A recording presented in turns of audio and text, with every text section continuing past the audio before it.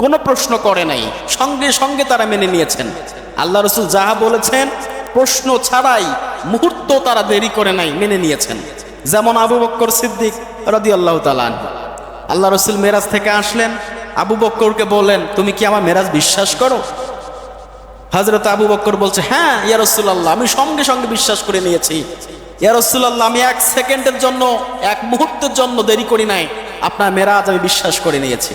আল্লাহ রসুল বলেন হ্যাঁ আবু বকর, তোমার নামে আজকে লকব লাগিয়ে দিলাম, তুমি শুধু আবু বকর না, আবু বকর সিদ্দিক, তুমি সত্যবাদী। এক একজন সাহাবীর মর্যাদা, এক একজন সাহাবীর গুরুত্ব এক এক রকম। তো আমরা আমাদের জীবন কিভাবে পরিচালনা করছি? আজকে আমি এই মসজিদের ইমামতি দায়িত্বে নিয়েছি, ইমাম খতিব। দেখেন তো আজকে আমি যে দায়িত্বে আছি, আমি কিছু করতে পেরেছি এ যাবত? বলেন তো, প্রায় 2.5 বছর হয়ে যাচ্ছে না আমার ইমামতির বয়স এখানে? এরকমই হবে। আমার দ্বারা কোনো কিছু সম্ভব হয়েছে? কারো উপকার?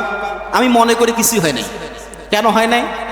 কারণ আমি এখানে বসে আইন প্রয়োগ করতে পারি না, আমার কথা কেউ শুনবে না। শুধু শুনবে নামাজের সময়, আমার সাথে রুকু করবে, আমার সাথে সিজদা করবে, আর বয়ান করলে শুনবে। এছাড়া আর কিছু আছে?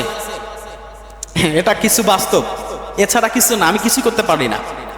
আমি যদি আজকে চাই সমাজটাকে সুন্দর করে মানুষদেরকে নিয়ম শৃঙ্খলার মধ্যে রাখি, কোরআনের হুকুম অনুযায়ী আজকে আমরা একটু এই সমাজটাকে পরিচালনা করি, সমাজের মানুষ আমার বিরুদ্ধে যাবে। হ্যাঁ, ওনাদের বিরুদ্ধে কোরআনের আইন বাস্তবায়ন হলো না, হুজুর আমার বিরুদ্ধেই হলো, ওনারাই বলবে, আপনারাই বলবেন।